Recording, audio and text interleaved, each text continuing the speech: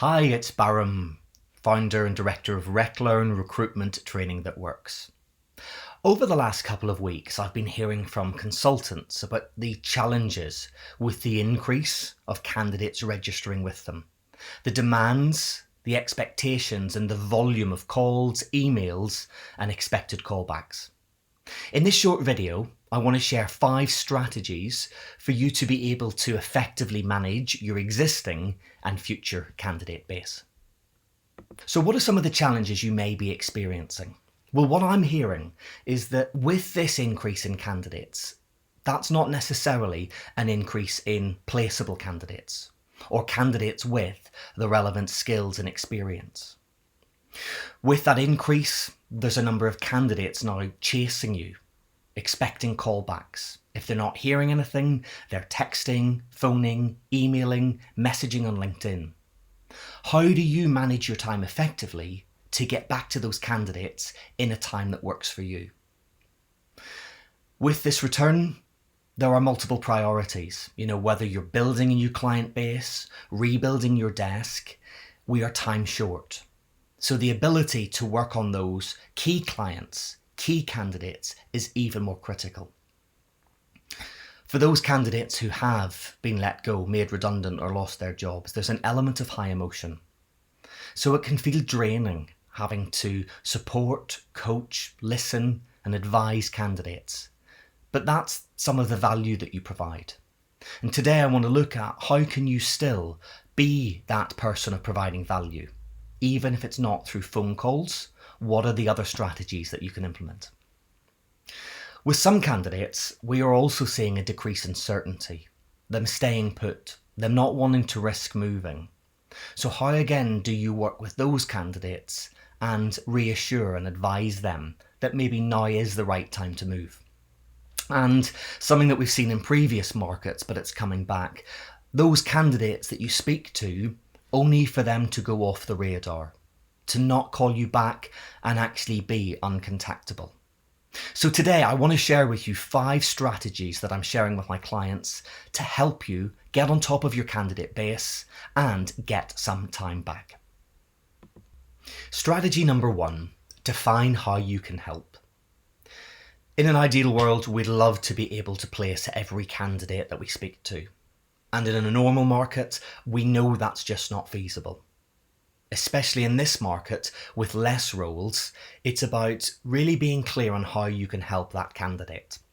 If that's a candidate with relevant skills and experience, you might have some active or some roles coming up. But for those candidates who you can't help with, think about how can you help them best. Might that be CV advice? Might that be directing them to other places online or other job sites? It might even be advising that you're not the best recruiter for them to be working with and directing them to other places. Sometimes actually the most useful thing a candidate can hear is that you're not the right person. Your role is to focus on the candidates that you can place, whilst still giving an excellent candidate experience and providing value on every other candidate call. Strategy number 2, once you've decided how you can help and been able to articulate that, you then need to think about who, defining your candidate focus. And this is a method that I work with consultants to help them build a candidate base very quickly. Think about those 5 job titles most in demand at the moment. Now, you might want to speak to your clients or your candidates to find out what they are, but what are those jobs in demand? What are those roles that either are being recruited for or are going to be needed? And once you've got those 5 job titles, think about the candidate base from a junior market and a senior market. Now, junior could be salary expectations, hourly rate, day rate, years of experience, and senior would obviously reflect that as well. Once you've done that, you then start to build up the framework for a matrix. Your job is to go out, approach, and start finding candidates that you can put into that. Maybe your CRM or hot lists will allow you to structure your candidates in this way. Keeping focus will ultimately allow you to spend time on the candidates that you need in order to build up your candidate base. This also gives you 25 candidates that you can be speaking to on the junior side and 25 candidates on the senior side. So candidate updates, candidate management becomes a lot easier. It also allows you, when one candidate gets placed or finds their own job, you know you have a slot, and that then allows you to focus your candidate generation activity. Strategy number 3, the 5-minute rule. With time being stretched, with more activities and more focus in rebuilding clients, rebuilding your desk, I'm going to encourage you to think about your candidate conversations in blocks of 5 minutes. If within those first 5 minutes, you see enough to think, yes, this candidate is placeable, or I can get commercial information or leads from this candidate, you give the call another 5 minutes. If you don't, you might want to think about, how do I bring this call to an end professionally, still giving that candidate a good experience. This way, your candidate calls, your candidate meetings ultimately only take as long as they need. Be strict with your time. Keep asking yourself, is this useful for me and for the candidate? And if it is, allow yourself another block of 5 minutes. Strategy number 4 is create your contact strategy. We've just talked about, in a phone call, giving 5-minute slots. Now, there will be some candidates that you won't need to or won't want to speak to every single week, but you'll still want to have a level of interaction with them. So think about, how else can you educate, how else can you speak to them if it's not necessarily by phone? So this is where I would encourage you to think about a weekly job and market update. This way you can advise them on roles that have come in and an idea as to what's happening within their sector. I know some consultants have set up LinkedIn groups and WhatsApp groups as a way of interacting with their candidate base. Again, it allows them to be more in control of their time, but it's still meeting the need of candidates being updated.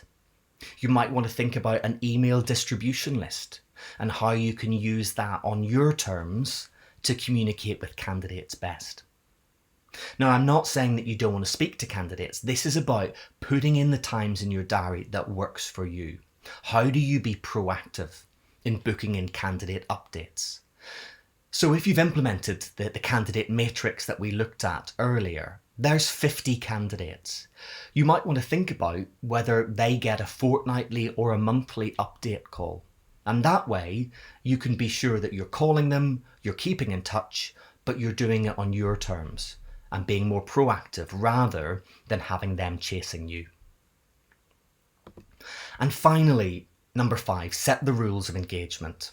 This is where in your first candidate call, in your candidate meeting, this is where you need to set the guidelines. You need to educate them on the market and what that means.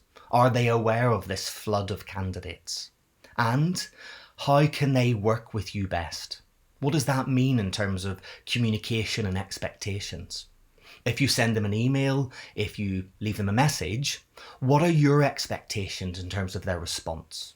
And if you don't hear from them, will you take that as they're not interested? This way you start to set the boundaries, the expectations, and the working relationship.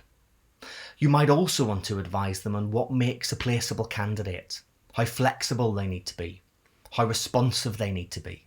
This is your chance to have that one time to set the guidelines for how you're going to work. And it's what I call the give and gets.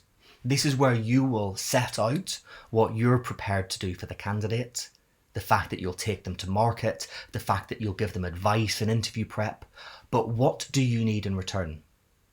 And by doing this upfront, you set those markers that ultimately increase the chance of a positive candidate relationship. So there we have the 5 top strategies, simple but really effective. And if you can implement those, you're going to be more in control of your time, more proactive in your diary management, while still giving a great candidate experience. Feel free to reach out and continue the conversation with the details on screen, and I'll see you next time for another video.